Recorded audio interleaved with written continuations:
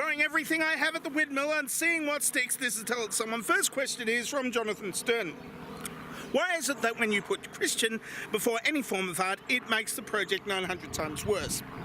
Okay, well, let's break this down, okay? Let's look at Christian rock for a second. Oh, God. No, let's not look at Christian rock. How about Christian films? Oh, no. Yeah, that's an entire genre that's dominated by Kirk Cameron from Growing Pains. And he was sucky back then. No, Alan Thicke should have had the movie career. No, it had to be Kirk Cameron because he was Christian or something. No. Okay, let's try Christian Bale. No. He was the second best Batman, okay? Behind Adam West. So no, okay. There's one that I thought might have been like top of the line, which was Christian choral music, which, you know, you got Fauré's Requiem and Mozart's Requiem and Coronation Mass from Mendelssohn or something, and all of those, you have to go to church, a church somewhere, and wait for somebody to die or be crowned king or queen. So, what else do we have in competing with that? And I had a look, and then I found Carmina Burana. And if you don't know what Carmina Burana is, you're going to have something special if you actually speak German or Latin. Well, Middle German or Latin. And then you get to listen to songs, well, it's drinking songs, and one about a live swan being roasted, and one wanting to have sex with the Queen of England, and so forth. The Nazis came up with it. Well, I think it was the Nazis. Yeah, it was German during the 30s and 40s, so it's probably the Nazis. So, yeah. So the one decent art form that Christians had, the Nazis did better. That's how bad it is.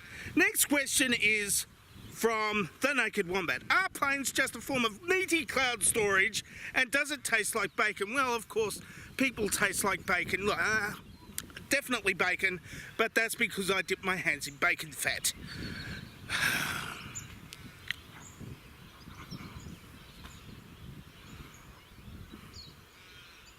Next question is from The Great Fish. How many sheep make up a gaggle of sheep? Well, I mean, there's lots of sheep. I mean, that would depend on how many geese were in that gaggle of sheep, because gaggle is a gaggle of geese. So if you've got 3 geese, but you've got 20,000 sheep, that's still a gaggle of sheep because it's got geese in it. I hope that answers your question.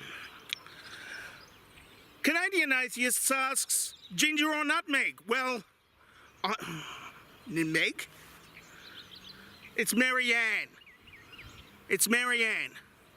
So it would be nut ginger or nut Marianne. Of course, I'd nut both. Next question is the last question for the day. Should I stay or should I go now? Well, of course, if you stay there will be trouble. If you go there will be double. So you want to let me know, should you stay or should you go now? It's always tease. This indecision's bugging me. If you want me, set me free. Should I stay or should I? I can't even remember the lyrics because, you know, I mean, it's not Christian music, but, you know, it's not, it's okay, but it's not great. So, I mean, it hit the top charts like sometime, but I didn't actually look it up, so I don't know when it hit the charts or how high it hit the charts, but it sold a lot of copies, so that's pretty good even for something that was mediocre.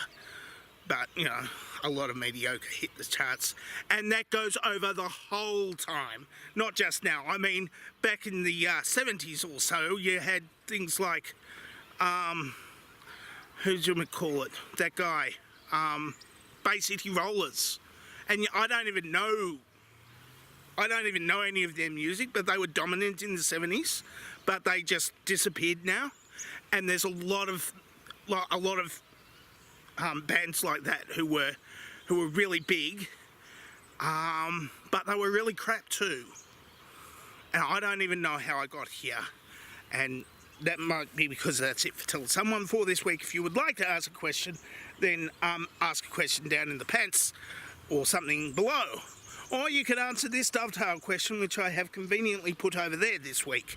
I don't know why you would answer it, but probably because you want to leave your mark on the world, or at least next video, when I will put the answers to this week's dovetail question in that video. Or you can answer a question for next week's video, which would mean that I would have something to do in next week's video, because it would be awfully awkward if I just stood there trying to ramble on about stuff that I don't know about without actually answering any questions like I did this week.